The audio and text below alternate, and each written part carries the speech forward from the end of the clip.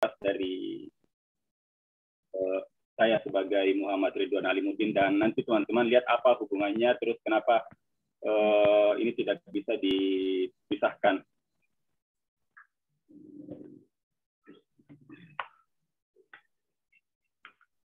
Nah ini supaya teman-teman lebih mudah memahami di mana kami berada. Saya berada di Provinsi Sulawesi Barat.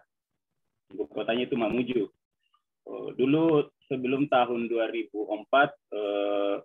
kami masih tergabung di Provinsi Sulawesi Selatan. Nanti 2004, ini 22 September kemarin, ulang tahun yang ke-17, menjadi provinsi sendiri. Itu Provinsi Sulawesi Barat, yang terdiri dari kalau tidak salah 6 kabupaten: Polewali Mandar, Majene, Mamuju, Mamuju Tengah, Mamuju Utara, dan Mamasa. Nah, saya sendiri itu di Kabupaten Polewali Mandar. Teman-teman bisa lihat, saya berada di Teluk Mandar. Nah, ini Teluk Mandar. Yang lebih dekat ini, saya berada di Desa Pambusuang. Biasanya saya lebih mudah mengenalkan Desa Pambusuang itu kampung atau tanah kelahiran Baharudin Lopa. Orang lebih kenal sebagai pendekat hukum, mantan duta besar RI di Arab Saudi dan Jaksa Agung dan Menteri Kehakiman. Nah, yang ada tanda panah kuning itu, di Desa Pambusuang ini kurang lebih 3.000 kakak. Terus di tetangganya juga itu Desa Kaput Dulu sama Desa Bala, itu juga kurang lebih 2.000 sampai 3.000 kakak. Jadi cukup padat populasi yang ada di tempat kami. Nah, ini Pambusuang yang lebih dekat. Kalau di perpustakaan kami itu itu tidak jauh dari masjid. Jadi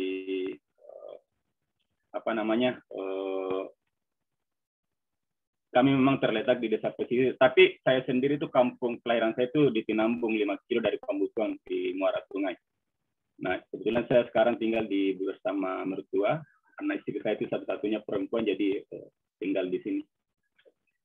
Nah, ini saya sekarang masuk ke apa yang kami lakukan. Jadi sekarang itu kami nama komunitas kami itu namanya Armada Pustaka Mandar. Kenapa disebut Armada? Karena cikal bakal di gerakan kami itu adalah perahu pustaka. Jadi sebenarnya lebih dulu itu perahu pustaka dibanding Armada Pustaka Mandar. Nanti belakangnya Armada ketika ini kok banyak teman-teman relawan yang mau ikut. Terus kami juga sudah makin banyak memiliki pustaka bergerak dalam arti kendaraan.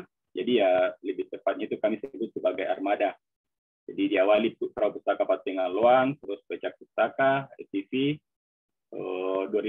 Akhir 2015 kami buat perpustakaan yang awal 2016 menjadi alhamdulillah berdiri, namanya Nusa Pustaka. Nah, di gambar ini adalah Kak Nirwan Arsuka. Beliau pendiri jaringan Pustaka Bergerak Indonesia, dan pada tahun 2015 ini beliau menginisiasi atau bekerja sama dengan 2 orang yang sama-sama bernama Ridwan. Pertama itu dengan Mas Ridwan Sururi di kaki Gunung Slamet dengan kuda pustakanya, dan saya dengan perahu pustaka. Tapi saya jauh lebih dulu mengenal Kak Nirwan karena buku pertama saya itu yang terbit 2004, beliau yang endorse Mengapa Kita Belum Cinta Laut. Nah, ini waktu kami ada upacara di ritual peresmian perahu pustaka. Terus ini perahu pustaka, nah yang membuat kami cepat dikenal banyak orang karena perahu pustaka ini, karena ini mungkin ini pertama saya tidak tahu untuk komunitas yang bukan oleh pemerintah yang ada armadanya untuk mengunjungi pulau-pulau kecil untuk membawa buku, sepertinya ini baru ini yang dipioniri oleh perahu pustaka Patengal Loang, dan ini yang membuat viral.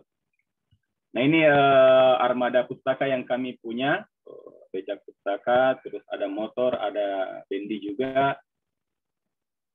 dan ini juga ATV pustaka yang dimotori oleh relawan kami namanya Urwa. Sekarang itu beliau jadi anggota komisioner penyiaran Indonesia untuk daerah Sulawesi Barat.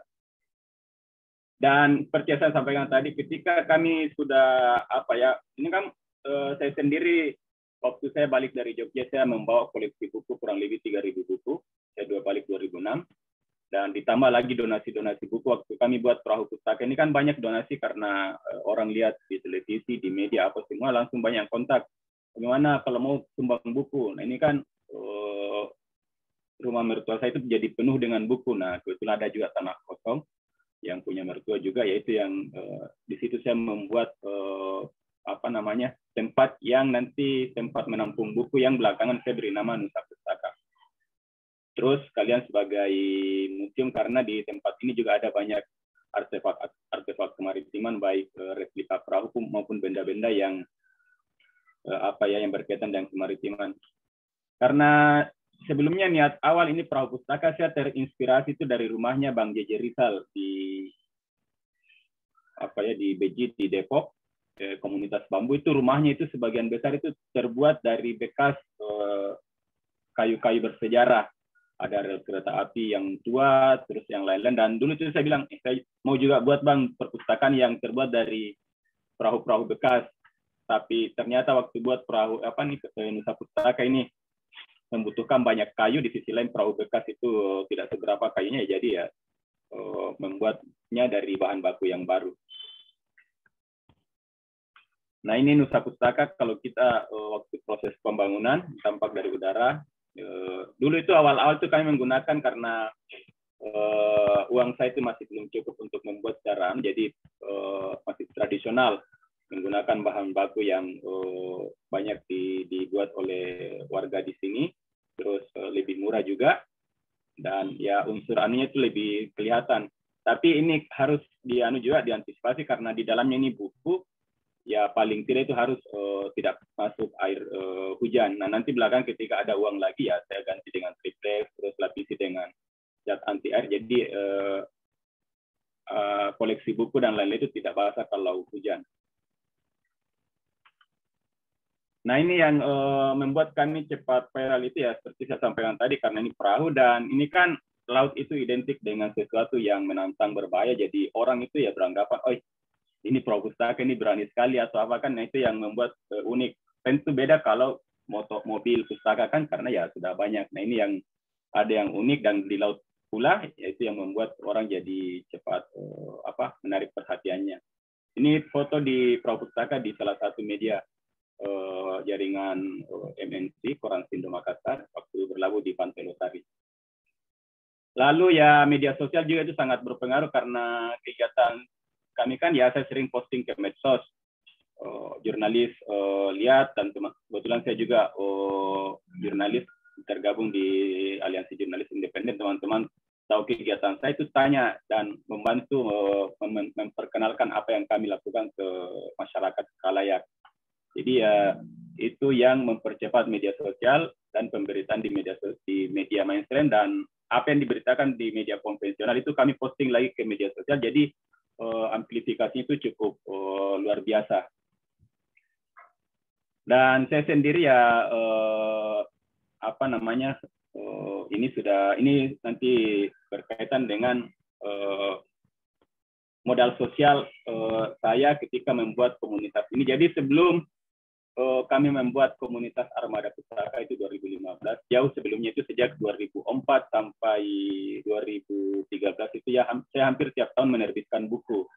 Nah, ini 3 diantaranya. Buku pertama saya, Mengapa Kita Belum Cinta Laut, yang di-endorse Kanirwan Arsuka, yang belakangan mengajak saya membuat perahu pustaka dan mendirikan Pustaka Bergerak Indonesia. Terus kata pengantarnya itu Pak Rohmin Dahuri yang pernah jadi Menteri Kelautan. Lalu buku saya Orang Mandar Orang Laut diterbitkan Gramedia, jaringan Gramedia, yaitu KPG dan Kabar dari Laut. Ini cuma 3 dari beberapa buku yang saya tulis. Jadi hal seperti inilah yang saya relatif lebih mudah ketika membuat komunitas. Teman-teman juga banyak tahu, Ridwan, baik sebagai sesama penulis, teman-teman peneliti, dan jaringan penerbit. Jadi ya mereka yang awal-awal itu memberi saya bantuan. Dan tidak pernah dapat atau meminta dari pemerintah di awal-awal. Jadi saya sering, meskipun saya punya banyak jaringan dengan pemerintah, punya banyak kenalan tapi saya berusaha tidak meminta, karena saya ingin memperlihatkan ke teman-teman bahwa komunitas itu bisa jalan, bisa mandiri, meskipun tidak mendapat bantuan pemerintah. Karena sebelum kami kan pernah ada masif kegiatan TBM, pembacaan masyarakat, tapi itu kan pemerintah, dan banyak kasus ini TBM berhenti di tengah jalan ketika bantuan berhenti. Jadi itu yang saya lihat kasus seperti itu. Nah, supaya kita pertama tidak ada anggapan, oh Anda bisa membuat karena ada bantuan pemerintah. Itu kan sesuatu yang ya bukan sesuatu yang jelek, tapi jangan apa ya, stigma seperti itu ya jangan sampai melemahkan teman-teman yang tidak punya akses dengan pemerintah.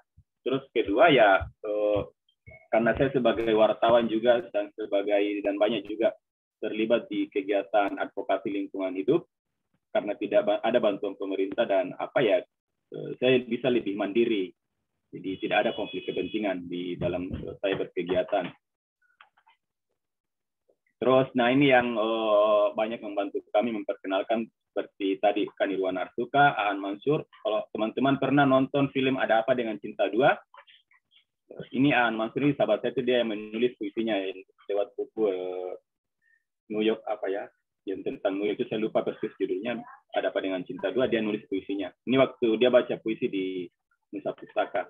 Terus ini Bang Maman Suherman pernah mengisi acara di salah satu stasiun TV lewat Indonesia Lawak Club. Beliau terkenal itu mengisi notulen. Jadi setelah menjelang acara selesai, Bang Maman itu ya membuat macam kesimpulan notulen. Nah itu sering datang ke Nusa Pustaka, saya akrab dengan dia lewat di Makassar, lewat sebuah festival literasi dan banyak membantu buku dan mengendorse juga. Dia punya banyak teman-teman pelawak seperti Komen dan lain-lain. Dia kontak saja, ini ada teman saya di Sulawesi Barat, bisa nggak bantu buku? Ada yang bantu buku, ada yang bantu lewat uang, terus Bang Maman belanja buku, atau dia koordinasi dengan Gramedia di Makassar, semacam voucher apa, jadi kami tinggal pilih-pilih buku. Jadi lewat jaringan seperti itu buku itu sangat melimpah di kami, dan yang menarik karena buku-buku itu ya buku-buku baru itu yang apa namanya, kami juga sering bersemangat karena ya mendapat buku yang biasanya kan buku anak-anak itu kalau kita beli sendiri kan harganya puluhan ratusan ribu, padahal cuma tebal beberapa halaman. Nah, ketika ada bantuan-bantuan seperti itu ya, itu kegiatan kami di lapangan itu membuat adik-adik itu lebih antusias karena bukunya sangat menarik secara visual.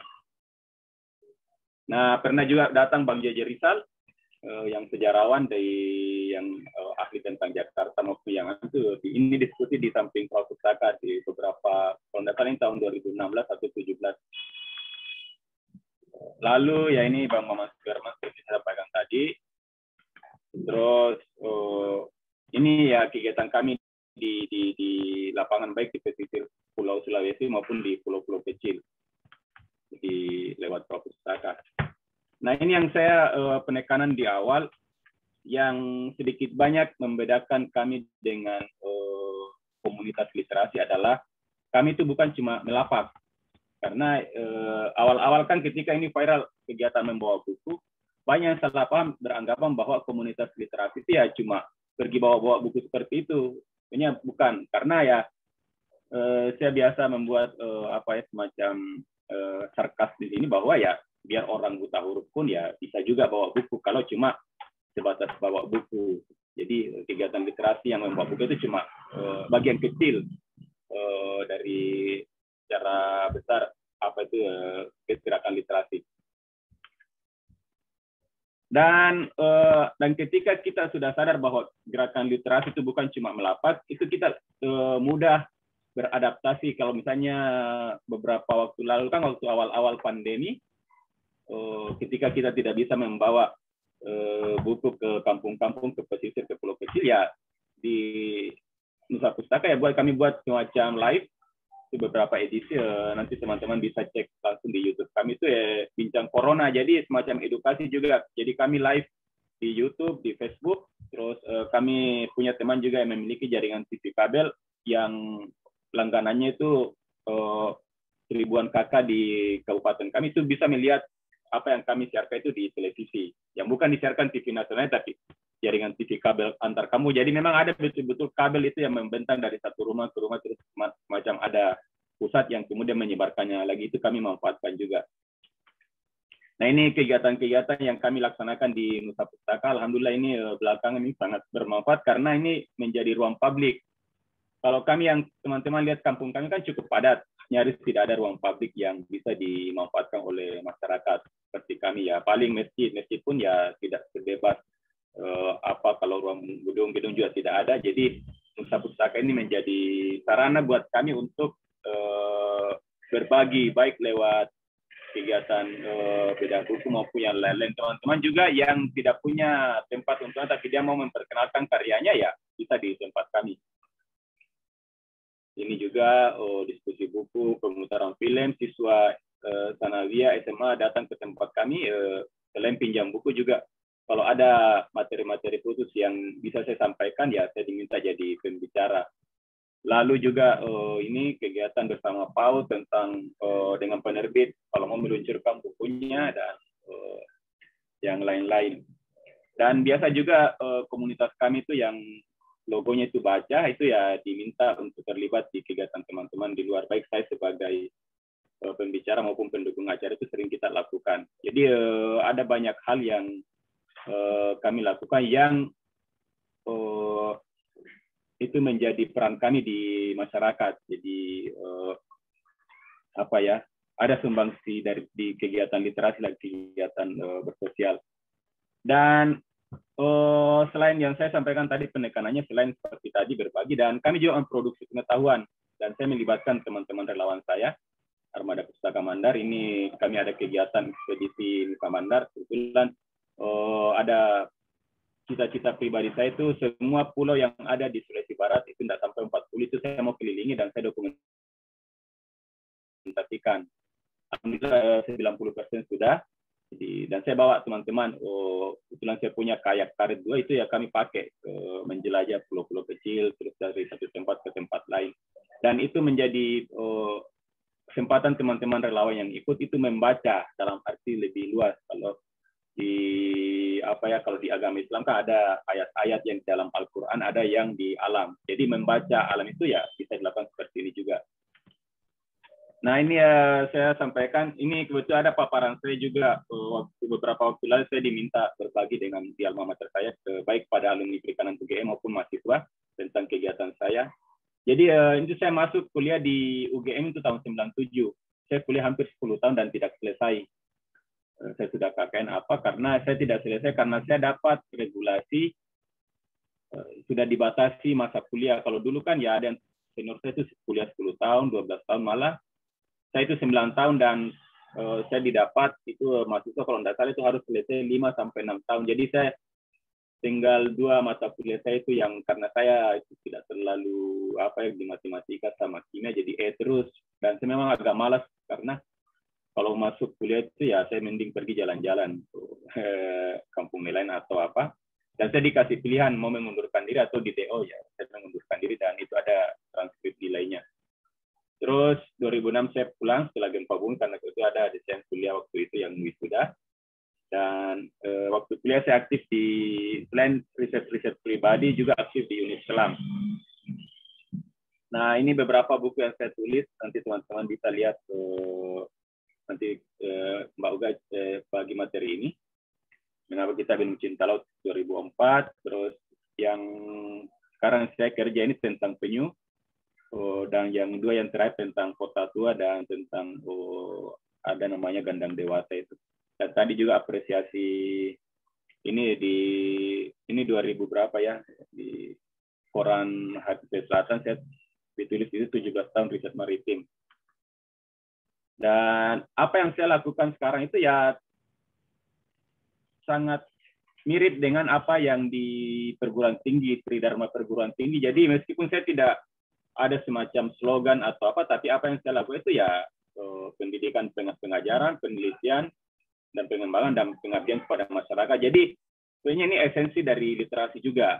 Jadi kalau cuma lapak buku kan ya dia seperti apa ya, hanya semacam ini poin terakhir pengabdian kepada masyarakat. Tapi idealnya ya menurut saya para aktivis literasi itu ya harus melakukan 2 itu juga, pendidikan dan pengajaran, penelitian dan pengembangan. Jadi yang selama ini ya cuma kayak pengajaran saja dan ya pergi membawa buku. Nah itu harus, nah yang paling tepat itu adalah Tridharma perguruan tinggi. Teman-teman juga pasti mengerti ini karena ya saya yang hadir di sini adalah mahasiswa. Nah ini beberapa buku yang saya tulis. Ada yang tebalnya itu yang paling tebal ini Laut Ikan Tradisi ini tebalnya lebih 600 halaman. Ini manuskrip saya dan fokus saya penelitian tentang kebudayaan saya. Jadi saya membuat tulisan ini ya untuk tulis saja. Kan biasa ya mahasiswa menulis tulisan pertama dan terakhirnya atau riset pertama dan terakhirnya itu adalah skripsi. Jadi saya tidak, karena ya saya melihat tempat saya itu masih jarang referensi tentang kemaritiman, jadi saya tulis. Belakangan ini saya kirim ke KPG dan akhirnya diedit sedemikian rupa selama kurang lebih hampir 1 tahun, ya terbitlah buku Orang Mandar, Orang Laut. Dan waktu saya balik makin banyak, bukan cuma tentang kemaritiman tapi tentang kebudayaan saya. Jadi saya itu lebih suka sebagai pendokumentasi. Jadi sebenarnya saya itu pendokumentasi baik lewat foto, tulisan maupun film. Dan karena ini kaitannya dokumentasi yang harus ada outputnya foto, film sama buku, ya itu harus kita terbiasa dengan hal-hal teknis, menulis, terus bagaimana mengedit, mengambil foto yang supaya orang tertarik lihat. Jadi ya itu literasi juga. Lalu ya ini saya mencintai laut itu ya lewat literasi. 2004 buku saya itu Mengapa Kita Belum Cinta Laut, terus Balik Kampung. Saya pernah ini menjadi instruktur di lembaga perahu. Jadi lembaga perahu ini dulu dia memiliki pinisi namanya Cinta Laut. Jadi saya setiap tahun menjadi instruktur di situ karena setiap tahun itu ada kegiatannya yang mendatangkan mahasiswa IPB, UGM, UNHAS, Universitas Gorontalo, sama Ehime University di Jepang. Jadi mahasiswa itu ya kami ajak keliling pulau, terus di atas belajar bagaimana membaca laut, terus membaca peta, terus diskusi-diskusi juga. Alhamdulillah teman-teman yang alumni ini banyak yang sudah kuliah di perguruan tinggi di Jepang, ada juga jadi dosen sekarang ini. Nah ini pencetus perahu pustaka itu awalnya itu diskusi di Twitter, Bang Nirwan Arsuka sama Aan Mansur sama Wan Jimpe. Nah ini Kak Nirwan dia punya ide,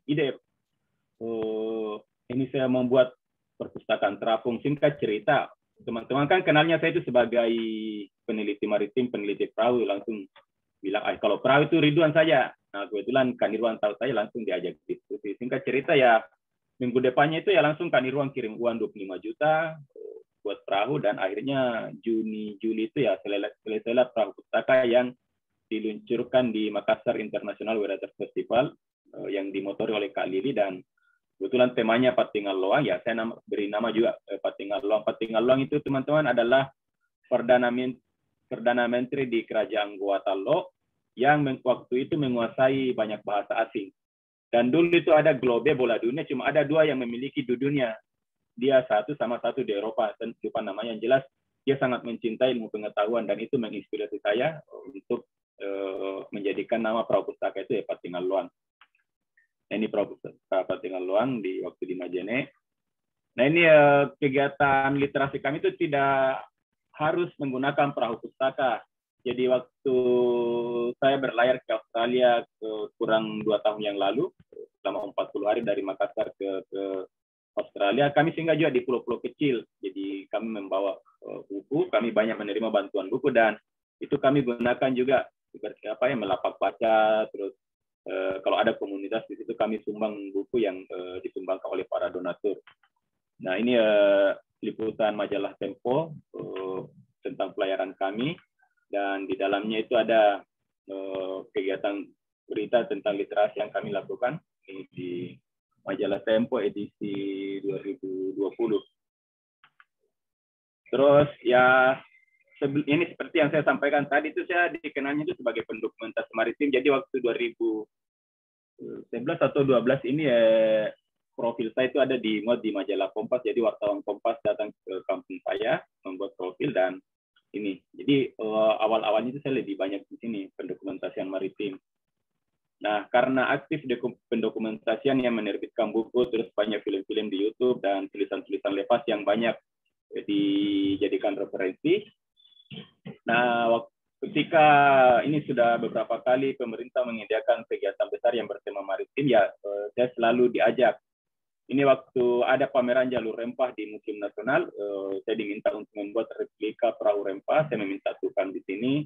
membuat modelnya, terus kami buat lalu bawa ke Jakarta, dipamerkan di halaman Museum Nasional. Terus 2017 ketika di Eropalia itu Indonesia diminta untuk memamerkan kebudayaannya yang kembali tema rempah, ya saya diminta juga untuk terlibat bersama beberapa profesor untuk mendesain perahu Padewakang, dan itu dipamerkan selama beberapa bulan. Jadi kami buat di Tanah Biru Bulukumba sampai jadi, dibongkar satu persatu lalu dikirim pakai pesawat ke Belgia dan di sana dirakit ulang. Jadi saya di sana selama 2 minggu bersama tukang perahu untuk merakit ini perahu rempah.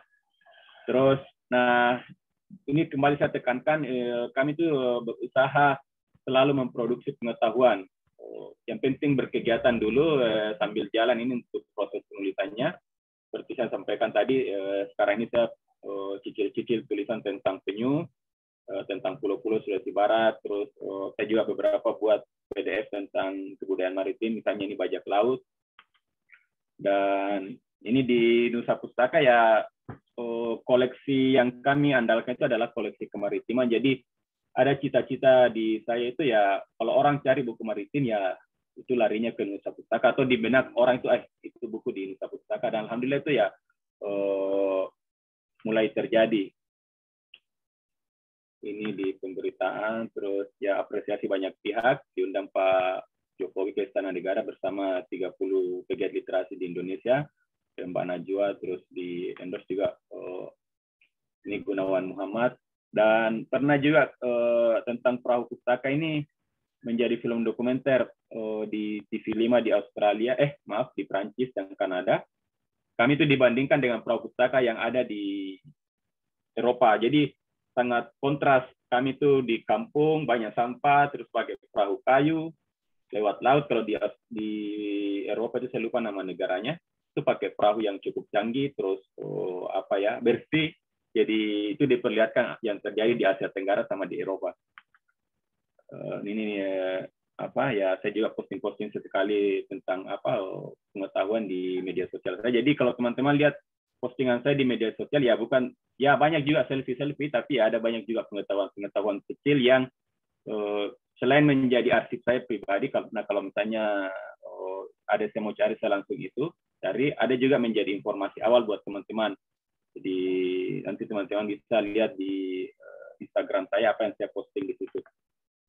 Dan di YouTube saya itu ya, kalau saya misalnya tidak ada lagi kegiatan, lebih banyak di rumah, ya saya buat konten-konten yang seperti ini, sering mengenal penyu, ya saya buat durasi beberapa 15 menit diskusi-diskusi di situ. Bukan cuma ini ya, setelah ini saya buat juga konten wawancara tentang tradisi menenun di tempat kami. Jadi di YouTube itu saya lebih menggunakan sebagai untuk sarana mensosialisasikan pengetahuan.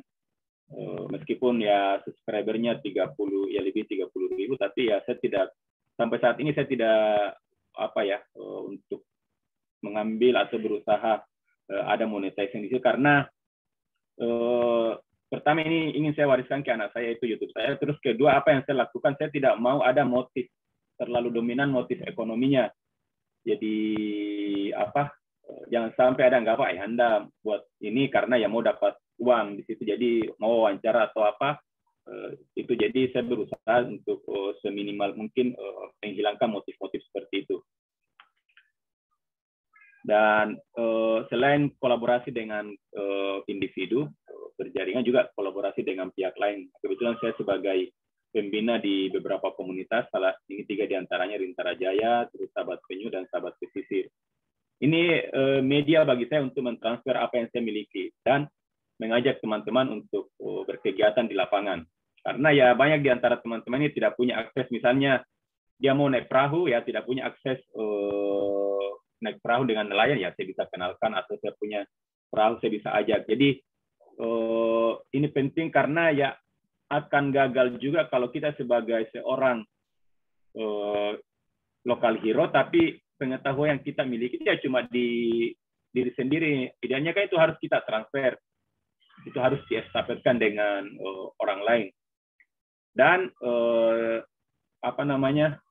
idealnya orang lain itu ya jalan juga dengan karakternya tersendiri. Jadi saya tidak mengharapkan apa yang saya lakukan itu terreplikasi 100% dengan teman-teman yang lain. Itu masing-masing orang beda, karakternya beda, berkegiatan. Jadi apa yang saya lakukan itu sebagai teladan saja. Anda mau yang membuat bentuknya silakan. Jadi banyak teman-teman saya itu ya dia membuat komunitas lain. Jadi banyak relawan saya dia punya komunitas sendiri. Jadi itu kami saling berjejaring dan itu malah sesuatu yang sangat bagus. Nah ini yang kegiatan juga sering saya lakukan dengan relawan saya dengan komunitas yang lain. Kita pelatihan survival di pulau kecil. Ini sudah sudah 2 kali kami lakukan pelatihan di pulau kecil. Saya membawa teman-teman bagaimana teknik bertahan hidup di pulau kosong. Kalau terdampar di laut, apa yang kita lakukan. Jadi itu kita kegiatan seperti ini. Saya kira itu yang bisa saya sampaikan. Ya, saya sekali lagi mengharapkan kita lebih banyak diskusi. Dan sekali lagi saya mengucapkan terima kasih buat teman-teman yang atas perhatiannya. Kalau ini foto waktu saya biasa kalau tidak ada kegiatan memasak di perahu Padewakan. Jadi ini di haluan perahu Padewakan yang ketika berlayar ke Australia. Saya kira itu teman-teman yang bisa saya sampaikan. Terima kasih. Assalamualaikum warahmatullahi wabarakatuh. Waalaikumsalam warahmatullahi wabarakatuh. So cool sekali Kak Ridwan. Yang sepak terjangnya udah di lokal, nasional, sampai internasional. Nah teman-teman, sesi ini memang sengaja diperbanyaknya untuk tanya jawab, karena teman-teman nanti akan turun langsung ke lapangan. Teman-teman boleh tanya apa aja ke Kak Ridwan, mulai dari keresahan-keresahannya, ataupun bahkan yang lain-lain ya. Silakan boleh ngacung. Oke, Agustina silakan. Sebutin nama dari mana asalnya gitu, biar Kak Ridwan paham. Terima kasih Kak Uga. Sebelumnya saya ucapkan terima kasih pada Kak Ridwan karena udah sangat-sangat menginspirasi saya, dan tadi waktu mendengar penjelasannya juga saya terenyuh karena benar-benar wow. Sebelumnya perkenalkan, saya Agustina Anisatul Khofifah, biasa dipanggil Agustin. Saya dari Universitas Jember, Kak. Terus asal saya dari Gresik. Namun sekarang karena kuliah di Jember, jadi saya tinggal di Jember, gitu, Kak. Yang ingin saya tanyakan terkait bagaimana sih awal, tadi sempat disinggung juga sama Kak Ridwan, awal mulanya kenapa terinspirasi atau menciptakan perahu kertas ini. Lalu yang saya tanyakan itu bagaimana awal mulanya masyarakat yang ada di sana dapat tahu adanya perahu pustaka itu, terus adik-adik atau masyarakat di sana itu gimana responnya ketika mengetahui hal tersebut. Kan tadi juga pastinya belum langsung viral kan, otomatis masih merintis untuk bisa menyebarkan perahu kertas itu sampai akhirnya viral dan kakak diundang di berbagai media seperti itu. Lalu ada nggak sih awal mula waktu kakak merintis itu ada kayak tantangan atau mitigasi atau beberapa hal yang akhirnya kadang membuat kita kayak melangkah untuk menciptakan hal tersebut itu kayak maju mundur gitu, Kak. Lalu yang ketiga, banyak ya, apa-apa diborong. Lalu yang ketiga ini kan itu pakai perahu tuh Kak, keliling-keliling kan untuk menyebarkan literasi ke masyarakat tentunya. Dan tadi Kakak juga sempat menyebutkan bahwa ingin memiliki, bisa menyebarkan itu ke berbagai daerah gitu kan. Nah, kira-kira waktu Kakak awal itu keliling-keliling lewat laut-lautnya itu setiap hari kah atau ada jam-jam tertentu kah atau seperti apa?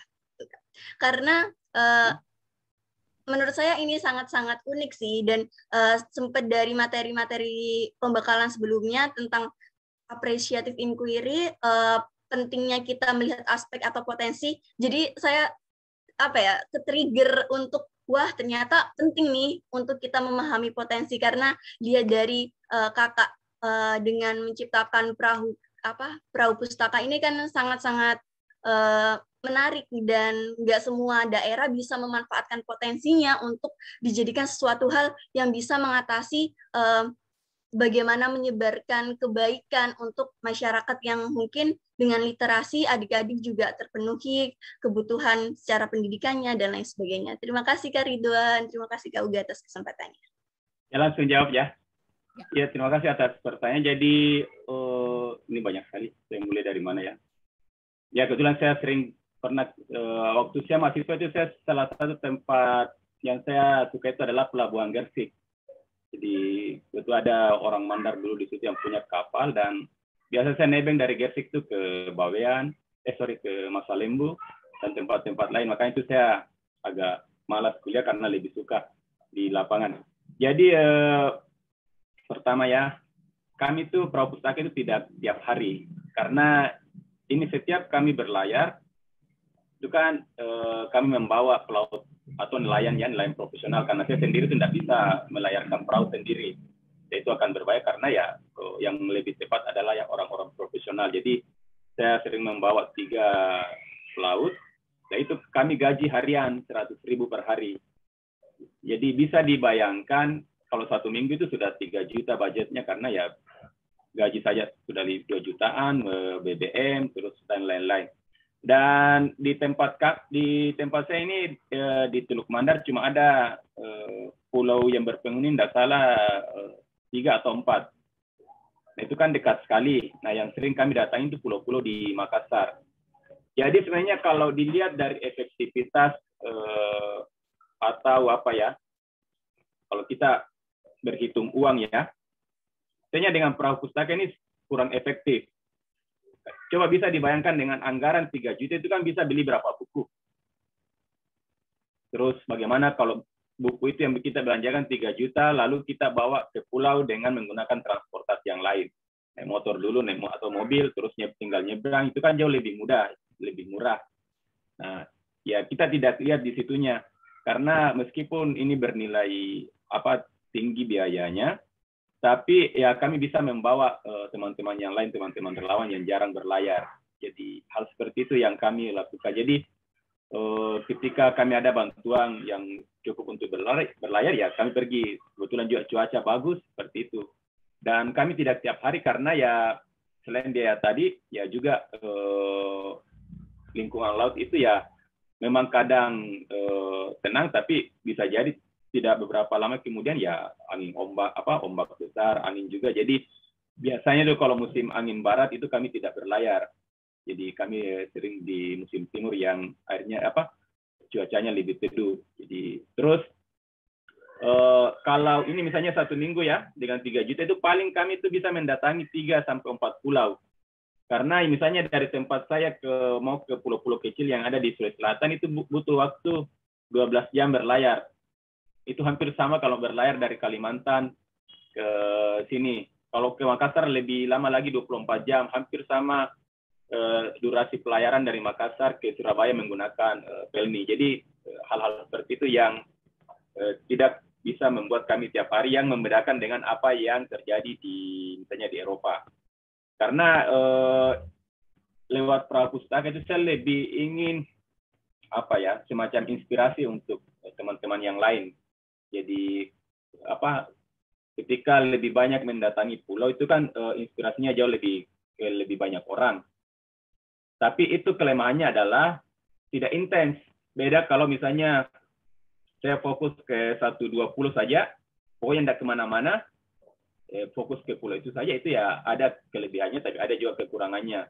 Ya kan kalau teman-teman kok ke pulau ini lagi, kita mau ke pulau ini juga, jadi ada pertimbangan-pertimbangan tertentu mengapa kami tidak tiap hari. Terus kendala itu tidak ini kan saya kebetulan suka naik sepeda ya. Ya kan kalau kita naik sepeda kan pertama kita pelajari rute. Ya kan tidak bagus juga kalau jalannya flat datar terus kan. Ya kan kadang kita juga suka, dan itu menjadi kesan tersendiri kalau jalannya nanjak. Ban bocor, yaitu kita tidak anggap sebagai masalah, itu semacam bukan perjalanan, tapi ya semacam variasi. Jadi saya sering tidak, kalau mau ditanya apa tanpa anunya kendala ya biasa seperti itu. Kalaupun ada hal-hal insiden atau apa itu hal yang cepat atau lambat akan kita alami. Pernah kami terbalik perahunya ketika itu kesalahan saya karena apa ya? Saya terlalu waktu itu kan di suatu tempat saya membawa bambu untuk dibuat replika bagan di perpustakaan saya. Nah, belakang banyak orang yang naik, termasuk Bang Maman. Jadi anak saya bawa juga, terlalu syarat muatan terbalik. Nah, alhamdulillah tidak ada yang kecelakaan, cuma yang banyak rusak itu buku-buku. Dan itu memberi pelajaran kepada kami bahwa ya harus lebih mengutamakan keselamatan. Dan itu tantangan kalau kita menggunakan perahu. Kalau motor kan ya bang kempis atau mobil banyak kempis ya bisa diperbaiki. Kalau perahu ya itu berbahaya sekali. Biar 100 meter, 200 meter dari daratan itu perahu kandas terus terbalik, dan misalnya kita membawa orang yang tidak pintar berenang itu kan harus kita perhatikan. Jadi kadang saya tuh kalau mau pergi berlayar itu ya cukup bukan gelisah juga, tapi ya was-was karena ya ini kita bawa anaknya orang menyeberang pulau bawa perahu, kalau ada apa-apa itu kan kalau mau selamatkan diri kan biasa saya pintar berenang tapi kan kita membawa pihak lain, dan bukan cuma itu, kalau ada apa-apa kan ya harus bertanggung jawab dengan misalnya ada yang mati atau ada yang kecelakaan ya pasti dipanggil oleh pihak kepolisian. Jadi hal-hal seperti itu harus kita perhitungkan, yang sangat membedakan kami dengan moda transportasi yang lain yang misalnya motor dan mobil. Terus apalagi yang lain pertanyaannya, maaf saya agak lupa, yang Mbak Agustina bisa di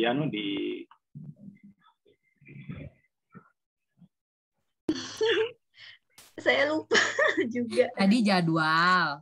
Kan tadi jadwal udah ya. Iya, jadwal terus sama tantangan juga, kendala tadi sudah disebutkan, sudah dijelaskan. Terus apa ya yang sama ketiga? Ngeyakinin warga ketika berkeliling, Kak. Iya, jadi kegiatan maritim di sini kan sudah biasa, tapi kegiatan awal-awal itu kami agak lucu juga. Ini kok ada jauh-jauh datang jualan buku, dianggap kalau di tempat saya kan banyak yang pendatang, khususnya orang Jawa ya, yang pedagang keliling, dipanggil mas-mas. Jadi waktu saya ke pulau-pulau itu, saya dan teman-teman itu dianggap mas-mas juga yang datang jual buku. Jadi anak-anak itu ya jauh-jauh dulu. Nanti dikira jangan sampai ketika mendekat di situ disuruh bayar atau apa kan. Jadi hal pertama yang kami sampaikan ini gratis. Kalau orang baca gratis, jadi tidak berbayar seperti itu. Jadi itu adaptasi awal. Dan ketika kami sudah kembali lagi ke situ ya langsung lari, kelihatan ada datang perpustaka masyarakat. Dan yang paling saya rasakan manfaatnya untuk masyarakat itu adalah Nusa Pustaka, karena kan bisa dikatakan bisa diakses setiap hari. Jadi ini juga saya mau sampaikan, ketika Nusa Pustaka ini sudah jadi, beberapa moda transportasi kami sudah tidak fungsikan, sering fungsikan karena ya sudah orang bisa datang ke Nusa Pustaka. Seperti becak itu sudah kami museumkan ada di Nusa Pustaka sekarang juga, motor juga sudah tidak digunakan, dan karena yang relawan yang biasa menggerakkan itu sudah kerja. Jadi ini penting juga semacam perbandingan. Ini kan relawan bisa dikatakan tidak dibayar ya. Ya mungkin aktif di awal-awal saja. Karena ya ketika biasa kan kalau kita baru selesai kuliah, nganggur 1 tahun 2 tahun kan masih masih toleransi. Tapi ketika tahun kemudian ketika sudah ada misalnya tidak lanjut, sudah ada niat untuk menikah atau apa kan praktis kan dia harus kerja. Jadi belakang itu ya banyak relawan kami itu ya yang dulu-dulu itu yang angkatan awal itu sudah kerja, sudah berkeluarga sekarang.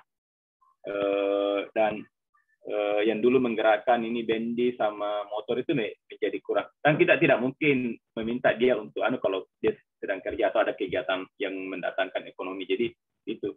Dan yang bermanfaat sekali di masyarakat itu ya Nusa Pustaka, karena ya mahasiswa-siswa, dan kalau ada juga yang membutuhkan referensi ya tinggal datang ke situ selain sebagai ruang publik tadi. Jadi itu yang dampak yang kami hasilkan ke masyarakat. Mungkin itu Mbak, atau masih ada yang belum saya jawab, Mbak Agustina? Agustina, apa ada yang mau ditanyakan lebih lanjut? Ada yang Kebetulan Agustina ini nanti Kak penempatannya akan di Bangkalan. Bangkalan itu kan maksudnya di pulau juga ya, pulau yang terpisah dari Jawa. Nah mungkin ada insight-insight yang bisa bikin nanti Agustina kayaknya bisa bikin apa nih gitu ya di perpustakaan di sekitar Pamekasan. Ya, sebenarnya ini biasa sering saya sampaikan juga ke mahasiswa KKN ya. Apa ya? Ini kan yang apa? Biasanya kan kalau orang ber-KKN di suatu tempat itu di benaknya itu dia seolah-olah mau datang untuk mengubah masyarakat. Kalau bagi saya itu sebenarnya paling esensi adalah kita sebagai pribadi itu datang belajar ke masyarakat. Jadi itu yang paling penting. Jadi kan tidak mungkin kita yang 1 bulan, yang cuma 1 bulan, 2 bulan di situ ya langsung mau mengubah anunya masyarakat. Itu kan agak apa ya, butuh proses panjang. Jadi yang paling memungkinkan adalah kita datang sebagai orang yang belajar. Di situ jadi biasa kalau saya penelitian atau melalui itu misalnya saya Mbak Agustina diminta tanda kutip ditugaskan ke Bangkalan. Ya saya harus belajar dulu tradisi mereka, mempelajari tentang Madura apa itu misalnya yang paling terkenal kan yang dianggap stereotip itu orang Madura kan gampang carok, terus kalau ada datang Iron Man itu yang langsung habis besinya karena orang Madura kabarnya itu ya suka jual besi seperti itu. Dan yang menarik dengan Madura adalah kami memiliki hubungan erat dengan Mandar karena banyak pulau-pulau kecilnya Madura itu di daerah Sumeneb, misalnya Pagarungan kecil di Kepulauan Kang itu banyak kampung Mandar di situ.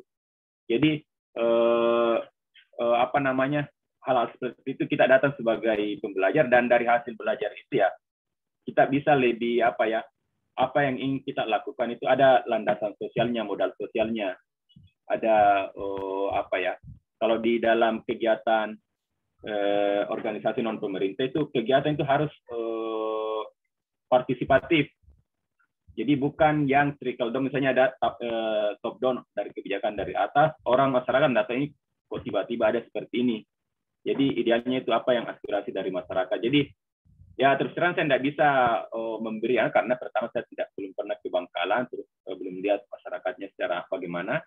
Jadi paling penting adalah ya Mbak Agustina mempelajari dulu tentang Bangkalan itu. Sekarang kan kita gampang sekali mengakses informasi tentang ini. Jadi dengan informasi atau wawasan dengan tempat itu kita bisa jauh lebih memahami apa yang kita hadapi atau ketika kita ingin berkolaborasi dengan masyarakat. Itu Mbak.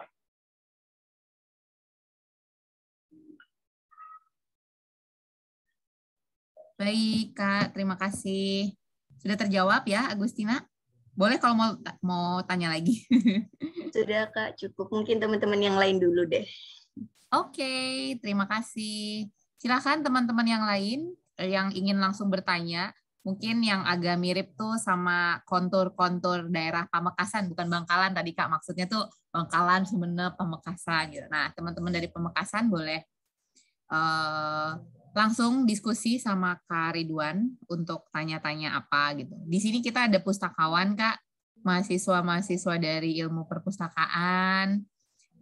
Terus ada kayak Agustina ini kesejahteraan sosial, terus ada teman-teman yang IT, ngacung yang IT. Ini saya mau sampaikan juga bagaimana pengkategorian buku di Nusa Pustaka. Boleh Kak. Pertama saya agak menghindari menggunakan cara-cara konvensional di perpustakaan pada umumnya. Itu kan ada kategorinya ya. Itu pertama itu tidak bisa kami lakukan. Pertama kami tempatnya terbatas. Terus kedua kan ada kategori buku yang mungkin cuma 1-2 buku. Tapi ada kategori yang bisa sampai 100 buku. Itu kan kalau di metode seperti itu ada mungkin rak yang kosong cuma 3 buku di situ. Terus di rak lain penuh atau butuh tempat yang lain.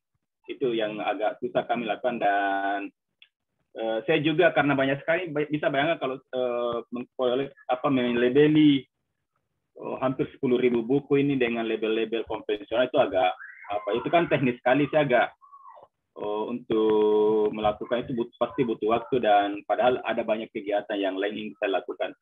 Dan yang tahap-tahap awal dan yang masih berlangsung saat ini yang kami lakukan adalah yang penting buku dulu ada di rak, itu rapi dulu. Dan pertama kekurangannya adalah orang kesulitan mencari sesuatu buku.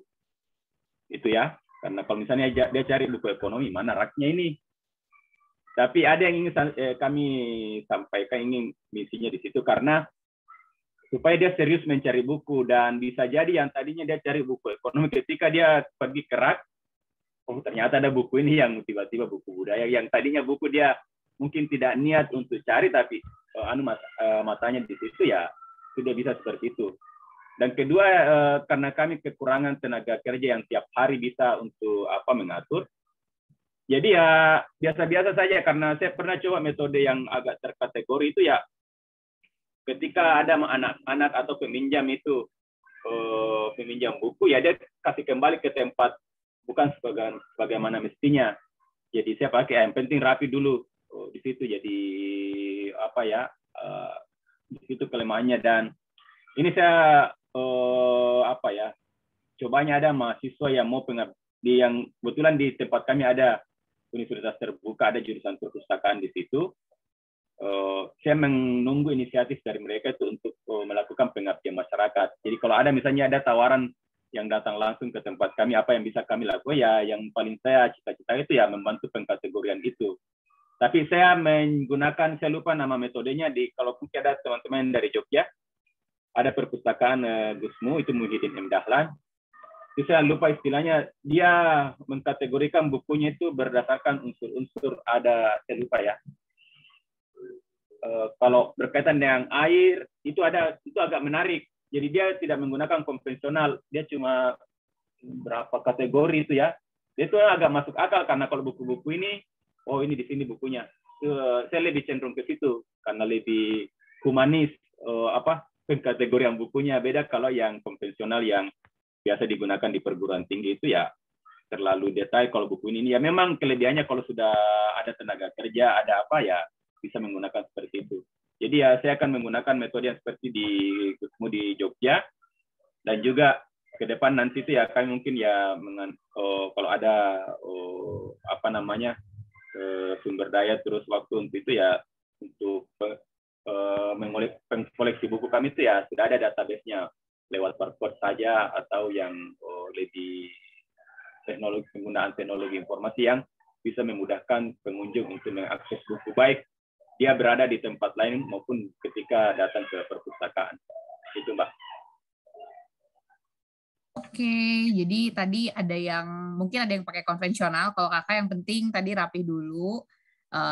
Malah ketika misalnya tidak terstruktur itu, malah bisa jadi ada surprise gitu ya. Tiba-tiba kok ada buku ini bagus gitu kan. Bisa juga di searching ya, Okta atau Risya, metode-metode klasifikasi buku selain yang teman-teman pelajari di kampus juga mungkin bisa dicoba gitu. Silakan yang lain, ada yang mau bertanya, boleh open mic, open cam juga. Kak, saya sambil nunggu yang lain nih. Kalau misalnya entah itu di keluarga kecilnya kakak ataupun mungkin di lingkup yang sekitar dulu, gimana sih Kak cara menumbuhkan si minat bacanya di lingkungan keluarga deh dulu sebelum kita ke masyarakat yang luas gitu. Iya, jadi pekerjaan terbesar yang atau tanggung jawab terbesar bagi kita pegiat literasi itu adalah di internal dulu. Pertama kan pribadi. Itu agak ironis kalau seorang pegiat literasi dia tidak terliterasi lebih dulu. Masa keliling-keliling bawa buku tapi dia tidak baca buku, itu agak bagaimana ya. Jadi itu yang harus penting pertama diri kita dulu. Kita paling tidak adalah kecintaan terhadap buku apapun bentuknya. Mau dia sebatas pengoleksi saja, mau cuma sering ke Gramedia tapi tidak beli-beli buku, apapun itu yang penting ada sifat bahwa dia seorang biblioholik lah, atau mencintai literasi, itu paling penting. Karena itu akan menjadi modal dasar kita sebagai pegiat literasi. Terus kedua adalah keluarga. Jadi ini saya sering sampaikan ke teman-teman, ada semacam bukan pepatah ya, di Jepang itu, kalau kita cuma memiliki gelas kecil, ya cara mengaduk kita itu ya cara mengaduk gelas. Jangan mengaduk dengan cara mengaduk ember atau baskom, itu pasti airnya tumpah. Jadi kadang kita memiliki kemampuan yang cuma di diri kita sendiri atau di lingkungan kita, tapi kita mau seolah-olah mau mengubah negara ini itu kan pasti susah. Jadi ya kita kalau memang punya gelas dulu ya gelas cara itu. Dan kadang juga dia tidak sadar dia memiliki ember atau air sebaskom, tapi dia cuma mengaduk cara mengaduk gelas. Jadi efeknya itu menjadi tidak. Itu jadi harus kita sesuaikan. Nah, sama jadi di internal keluarga dulu, dan ini menjadi juga karena ya kita sebagai orang tua kan dengan anak itu dia bukan kelinci percobaan, tapi ya apa yang kita lakukan saat ini ya itulah. Beda kalau di laboratorium kita bisa melakukan uji coba, ini tidak bagus, bisa salah, bisa meledak apa kan. Nah di keluarga itu ya semacam anak saya itu dia selain sebagai bukan eksperimen ya, itu menjadi yang tadinya kita membaca buku, misalnya buku-buku tentang parenting, tentang orang tua, itu bisa kita langsung terapkan ke anak kita. Dan itu kita harus pelajari juga apakah cara saya ini efektif atau tidak, karena kan masing-masing anak beda perilakunya.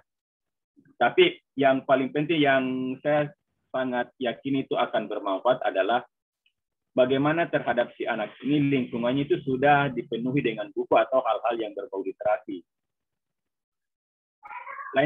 Tidak usah dipikir dulu anaknya baca buku, karena ya belum tentu anak 5 tahun atau 7 tahun langsung jatuh cinta kepada buku. Masing-masing ada motivasi atau motif atau latar belakang bagaimana kita mencintai buku. Dan tidak seperti di orang-orang di Eropa kan anak kecilnya sudah dianut waktu beberapa masih 5 tahun sudah baca buku atau apa. Kita di kampung-kampung banyak bahan literasi ya Kak. Iya. Jadi ya kalau saya itu paling tidak itu anak saya bangun ya langsung lihat buku, dia bangun ketemu ayahnya, ayah saya di sini sedang membuat tulisan, sedang Zoom, terus poster-poster. Biasa kan di National Geographic itu banyak poster-posternya yang pengetahuan populer, saya tempel di situ, dan itu paling penting dulu. Dan bagaimana kalau kita orang tua yang misalnya orang tua yang tidak memiliki banyak buku, ya yang beberapa tips yang bisa dilakukan ya bawalah buku atau seolah-olah baca buku, misalnya sudah tidak ada kecintaan terhadap buku, tapi ya paling tidak dia memperlihatkan ke anaknya itu ya bahwa buku itu sesuatu yang penting. Jadi kalau saya sendiri kan saya bukan seorang buku, tapi saya mengapa saya membeli atau mengoleksi banyak buku, karena saya ketika ingin membuat tulisan, ketika seperti ini ingin berdiskusi, saya harus ingin membutuhkan dalam waktu cepat referensi. Jadi memiliki buku itu analoginya kira-kira itu kita seperti seorang petani atau seorang manusia yang memiliki banyak kebun buah. Kalau cuma memiliki pohon kelapa kan tidak mungkin tiap hari makan kelapa kan. Tapi kalau kita punya kebun anggur juga, kebun alpukat, kebun pisang, apa semua, dan hari ini semua makan anggur ya tinggal petik. Sama dengan kalau kita memiliki banyak buku, belum tentu kita makan atau baca ini hari, ya bisa jadi besok. Jadi teman-teman kalau misalnya kebetulan ada uang ke Gramedia, terus melihat-lihat buku yang belum tentu, misalnya ada minat di situ tapi belum tentu dibutuhkan hari ini, ya beli saja. Jadi karena itu akan menjadi penting mungkin di masa mendatang. Seperti ini di belakang saya kebetulan saya ada proyek pribadi jangka panjang, saya menulis tentang tradisi haji. Jadi 2 tahun lalu itu sebelum pandemi saya mengoleksi banyak buku-buku tentang haji. Tapi ini berhenti karena pandemi, tidak apa-apa. Yang penting ada bukunya itu ketika saya ada kesempatan untuk melanjutkan risetnya, menuliskannya, jadi saya tinggal ambil saja. Jadi seperti itu, Mbak. Jadi tadi ya aksesnya dulu dipermudah ya Pak, ya Kak ya. Jadi ya, anak-anak muda. Apa yang dilakukan ibu saya dulu? Ibu saya kan guru guru TK, dan dia tergabung di organisasi guru. Ada koperasinya. Di koperasi itu banyak dijual buku-buku kayak Insan Pariwara kan dulu. Kepada petugas koperasi itu dia bilang,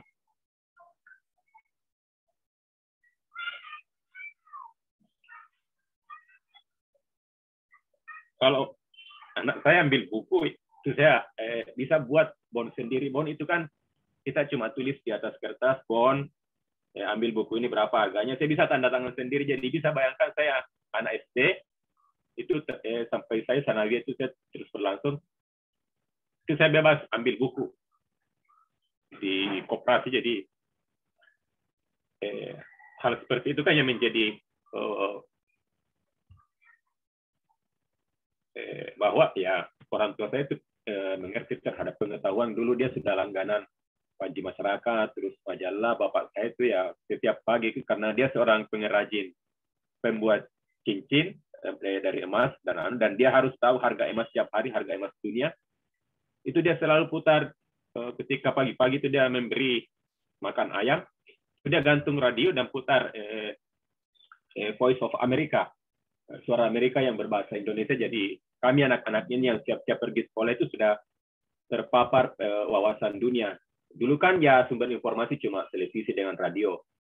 Televisi kan dulu itu ya cuma malam baru disiarkan. Beda sekarang kan ya internet. Apa dulu itu akses informasi itu langka sekali. Jadi saya sebagai anak kampung itu sudah mendengar tentang kejadian dunia itu gara-gara orang tua saya yang memutar suara Amerika. Jadi hal-hal seperti itu yang penting kita lakukan, dan tiap orang kan beda-beda metodenya. Yang penting berkaitan dengan ilmu pengetahuan. Jadi teman-teman nanti itu misalnya di berkegiatan nanti di lapangan atau ketika nanti berkeluarga ya sejauh itu berkaitan dengan literasi, khasanah pengetahuan ya lakukan saja. Jadi itu yang paling penting esensinya. Itu Mbak. Terima kasih Kak Ridwan sharingnya. Menyentuh ya kalau kita jadi balik lagi ke pola asuh gitu ya. Dulu orang tua kita ngapain untuk kita supaya dapat akses informasi ataupun ilmu pengetahuan. Biasanya orang tua kan kalau buat sekolah anak mah ada aja gitu kan. Selalu diadain maksudnya. Kayak gitu. Oke, teman-teman ada yang mau bertanya? Silakan Chandra, Risha boleh untuk eksplor lebih dalam. Ya, silakan Chandra. Halo Kak, suara saya masuk? Masuk Mbak Sri. Jadi perkenalkan saya Sri Chandra, bisa dipanggil Chandra. Saya asalnya dari Denpasar dan sekarang tinggalnya di Jimbaran dari Universitas Udayana. Saya ingin tanya nih Kak, karena saya penasaran juga. Kebetulan permasalahan di Mandala Senom sendiri itu sedikit mirip dengan perahu pustaka, di mana relawannya itu belum ada yang tetap gitu Kak, pemberdayaannya. Atau strukturnya belum tepat gitu Kak. Jadi saya ingin nanya, kalau Kak, dari perahu pustaka sendiri bagaimana seperti pemberdayaan relawan itu seperti apa di sana, dan gimana cara Kakak untuk mengatasi adanya relawan yang datang dan pergi itu Kak? Terima kasih. Iya, terima kasih pertanyaannya. Jadi relawan datang dan pergi itu kalau kita komunitas yang cair itu biasa. Jadi ya itu pertama ya kita agak susah mengikat relawan karena ya ini tidak ada kegiatan ekonominya. Jadi bagaimana kita sebagai seorang motornya itu atau semacam koordinator yang membuat kegiatan yang bisa mereka datang dengan kerelaan. Jadi pertama kami ada grup tersendiri, sering komunikasi di situ, bercanda-canda atau apa kan. Lalu kalau ada kegiatan tinggal di-sharing di situ. Ini yang kegiatan masif yang cukup signifikan kami lakukan. Januari kemarin kan ada gempa bumi di Sulawesi Barat. Itu gedung kantor gubernur roboh, terus puluhan orang meninggal dunia. Itu hari kedua saya ada sama teman-teman relawan itu sudah di lapangan. Itu kami di lapangan itu 1 bulan. Dan ya kami karena lewat kegiatan literasi kami itu ya kami banyak mendapat donasi yang kami salurkan itu lebih 100 juta kami salurkan bantuan dalam berbagai bentuk. Ya ada yang banyak bantuan uang terus kami belanjakan dan kami sebar. Dan relawan kami kan misalnya saya di lapangan ya yang berjarak kurang lebih 80 kilo dari kota, saya di epicentrum bersama beberapa relawan lain. Relawan lain itu dia standby di kota berbelanja. Jadi itu kolaborasi seperti itu penting. Jadi ketika sudah teman-teman yang tadi kita rolling melakukan trauma healing, teman-teman yang punya keahlian psikologi, terus bawa bacaan. Jadi modal-modal seperti itu yang kami lakukan. Jadi dan yang lain-lain juga. Misalnya ini yang suka ekspedisi, saya bawa jalan-jalan. Dan karena kan tidak semua relawan itu dia pertama dia tidak punya waktu untuk seperti itu, apalagi kalau dia sudah sibuk dengan pekerjaannya. Dan ini juga penting sekali. Makanya kami Armada Pustaka itu ya dapat mungkin itu berkolaborasi dengan komunitas yang lain, karena ini seperti yang Rintara Jaya Sulawesi Barat ya, sebagian besar anggotanya adalah relawan saya juga. Tapi di Rintara Jaya Sulawesi Barat ini dia rajin merekrut, ini sudah tidak salah 3-4 kali merekrut relawannya. Yang kalau saya melakukan itu agak, karena kan saya punya kesibukan yang lain juga, jadi kami saya sebagai pembinanya sering diminta untuk memberi materi-materi, misalnya tadi kursival, terus tentang yang lain. Di sisi lain ketika saya membuat kegiatan mereka ikut juga, jadi kami saling memberi simbiosis mutualisme. Jadi ini metode yang saya lakukan ya, saya tidak mengandalkan Armada Pustaka untuk merekrut, karena ya memang saya tidak pernah open recruitment relawan. Itu jadi saya berkolaborasi dengan pihak lain. Dan biasanya itu ya relawan datang itu ketika ada kegiatan, khususnya kegiatan-kegiatan membutuhkan banyak SDM. Tapi kalau yang kayak Nusa Pustaka saja ya saya 1-2 orang saya itu bisa menangani. Tapi kalau kegiatan-kegiatan besar itu praktis banyak teman-teman yang mau terlibat. Jadi karena ini Mbak, saya sering sampaikan ke teman-teman juga, kita jangan istilahnya mau sehidup semati di gerakan literasi kalau belum pertama mapan ekonomi, terus kedua belum keluarga. Itu paling penting. Karena kalau kita tidak mapan secara ekonomi, kan bagaimana menghidupkan ini gerakan literasi? Karena ya gerakan literasi itu tidak ada uangnya. Kalau memang ada yang bantu ya alhamdulillah, tapi kalau kan belum tentu. Jadi praktis itu keluar dari uang pribadi. Nah itu kan tidak ada uang pribadi kalau tidak kerja. Jadi ya alhamdulillah kegiatan saya itu ya alhamdulillah ada banyak pendapatan meskipun agak serabutan, tapi itu bisa menghidupi dan malah membantu gerakan teman-teman yang lain juga. Dan kaitannya dengan keluarga ya tidak mungkin saya akan seperti ini kalau misalnya istri saya tidak mendukung atau dia merasa terganggu karena kok saya pergi-pergi terus semua kan. Jadi jangan sampai pasangan hidup kita tidak setuju. Dan kan ini juga ada beberapa kasus dia sudah membuat komunitas baca, tiba-tiba dia dapat jodoh atau dapat pekerjaan terangkat di tempat lain, komunitas bacanya dia tinggalkan. Jadi kalau teman-teman mau aktif di gerakan literasi, komunitas baca itu sebagai latihan hidup tidak apa-apa, sebagai mencari pengalaman tidak apa-apa, tapi jangan dulu mau menjadikan itu sebagai jalan hidup. Itu harus bukan hati-hati, harus betul-betul itu di 2 hal dulu. Karena kan ya kita punya banyak kesibukan semua kan. Makanya kalau saya pribadi itu pekerjaan saya itu ya itu tidak jauh-jauh dari gerakan literasi. Saya wartawan sebagai jurnalis, terus nulis buku juga, keuntungan dari jual buku ya kita jadikan menghidupi gerakan literasi, terus jadi konsultan juga yang menjadi peneliti dan sebagai fixer untuk stasiun TV itu kan lumayan. Jadi ya, dan saya juga merasa tidak enjoy saja karena kegiatan-kegiatan seperti itu ya kegiatan literasi itu sendiri, maksudnya ya bagian dari pencarian pengetahuan. Seperti yang saya lakukan sekarang ini kan saya keliling naik sepeda.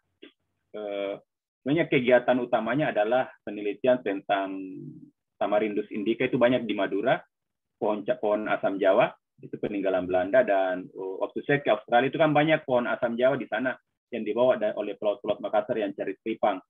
Nah, beberapa waktu lalu saya diminta peneliti dari University Monash di Australia untuk melakukan riset itu.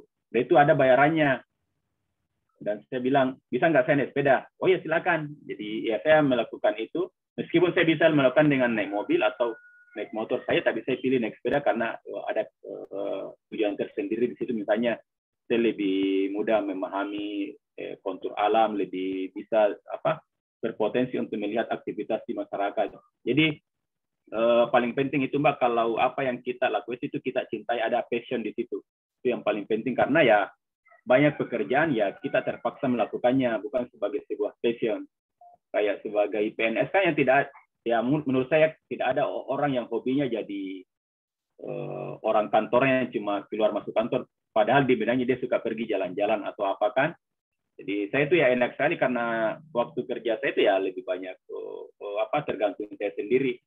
Jadi terhadap keluarga ya saya juga ini saya sudah janjian dengan anak ini nanti selesai Zoom ini kalau tidak ada kegiatan saya bawa pergi berkemah. Jadi ya hal-hal seperti itu yang kita sebagai pegiat literasi itu ya kita pertama kita harus menyesuaikan dengan keluarga, lingkungan, dan aktivitas kita sendiri supaya ini berjalan beriringan. Dan itu ya alhamdulillah sampai saat sekarang ya sudah, kalau kita berbasis pada mengambil start di 2015 ini kita sudah 2001 ya itu sudah berjalan sekian tahun. Dan yang saya paling takutkan adalah ini berhenti di tengah jalan. Tapi ya ketakutan itu saya agak karena ya saya sudah jalan hidupnya sudah di sini. Beda kalau masih mahasiswa kan yang baru selesai 1 tahun 2 tahun, jangan sampai seperti itu dulu. Kalau belum punya pekerjaan dan ya belum ada keluarga. Itu Mbak untuk pertanyaan Mbak Chandra. Ada yang mau ditanyain lagi Chandra? Soal relawan tuh berarti memang nature-nya ya Kak, pasti dia datang dan pergi gitu. Ya Mbak, ini saya mau tambahkan sedikit, relawan itu adalah dia sebagai seperti seorang murid yang mencari banyak guru. Jadi persilakan saya teman-teman relawannya siapapun itu dia bergabung di banyak komunitas. Karena itu dia kayak dulu kan ya cerita-cerita silat kan banyak, ada seorang pendekar dia berguru ke sini, berguru ke sini. Sama juga kalau di Timur Tengah banyak ulama-ulama itu dia belajar dari ulama ini karena dia akan mendapat banyak pengetahuan dari banyak sumber. Jadi lebih baik seperti itu, dan kita jangan sampai mengikat relawan dengan sebuah kayak tentara kan kayak semangat pada korsnya. Kalau kamu bergabung di komunitas ini, kamu saya pecat atau jangan bergabung. Itu jangan sampai seperti itu. Karena ya kerelawanan itu sendiri adalah kegiatan berliterasi. Jadi saya tidak sampai mengikat atau membatasi teman-teman relawan saya untuk beraktivitas di tempat lain. Oke, Kak Ridwan, terima kasih. Jadi memang malah diberikan kebebasan ya Kak, belajar di mana aja ya relawan itu. Oke. Ada boleh?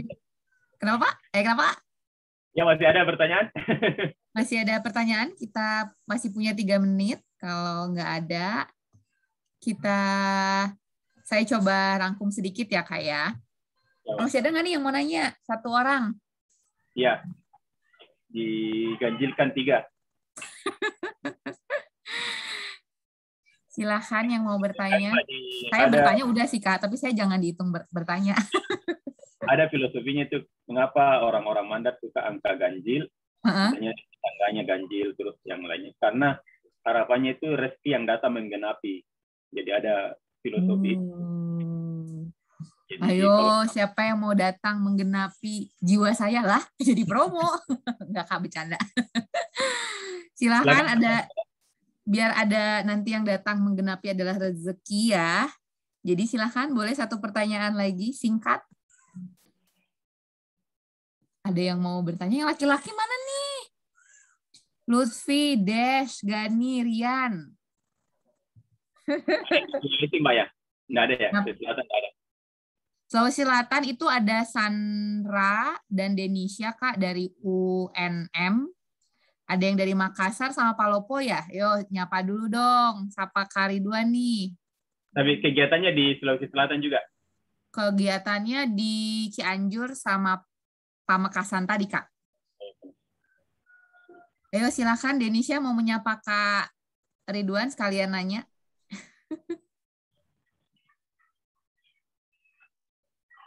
Mana nih? Oke, kalau belum ada mungkin saya yang menggenapi ya Kak sebagai saya mengganjili ya. Tadi dua. Jadi rekapnya adalah tadi untuk program-program, apapun programnya sebenarnya itu bisa dimanfaatkan atau ide-idenya bisa digunakan lihat dengan potensi yang ada di daerah gitu. Kalau kita lihat ada Beca Pustaka, ada apalagi Kak, Bendi ya, Bendi terus ATV gitu kan, perahu bahkan gitu. Nah itu teman-teman entah itu yang ada di gunung, yang di Cianjur kan gunung, di Pamekasan itu kan dekat ke pantai. Nah itu silahkan cari ide-idenya untuk membuat program.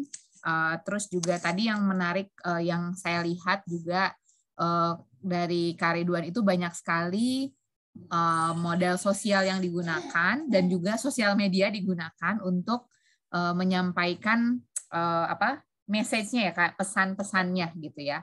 Itu teman-teman juga silahkan memanfaatkan berbagai sosial media, mungkin bisa berjejaring sama jejaringnya Kak Ridwan juga biar kita makin bisa menggapai yang lebih jauh gitu. Itu yang ketiga. Lalu soal kerelawanan tadi menarik ya. Ini buat yang muda-muda kayak teman-teman di sini. Dan dulu waktu saya pertama kali kenal Kak Ridwan juga Kak Ridwan mengingatkan hal yang sama. Jadi teman-teman, literasi itu memang kayak sebuah pilihan ya Kak ya. Bisa jadi jalan hidup.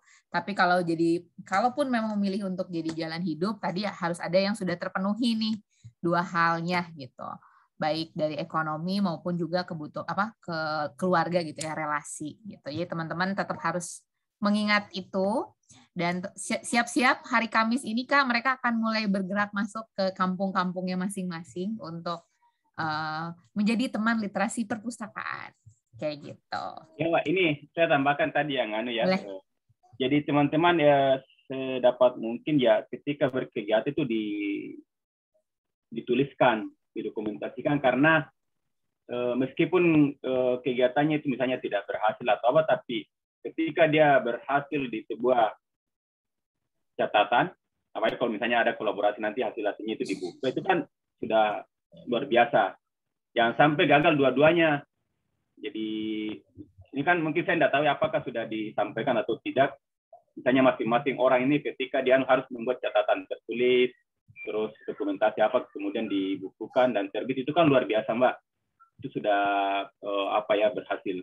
Dan itu tadi itu dia menjadi portofolio bagi yang bersangkutan, karena ketika teman-teman membuat banyak portofolio baik sebuah karya maupun karya apa itu dalam bentuk buku atau postingan di media sosial, itu bisa menjadi modal ke depan. Siapa tahu kan misalnya ada misalnya ya ini sering saya alami ketika ada mencari informasi tentang perahu, tentang apa, dia lihat di media sosial saya, oh ini coba ajak dia, ya ada lagi kegiatan seperti itu. Jadi hal-hal seperti itu Mbak penting sekali yang kadang kita anggap sepele sekarang, tapi ternyata itu menjadi semacam clue sebuah perubahan besar di masa mendatang. Jadi teman-teman nanti ya, ini harapan dari saya, membuat catatan tulisan, terus sering memposting kegiatannya di media sosial, tapi postingannya itu informatif.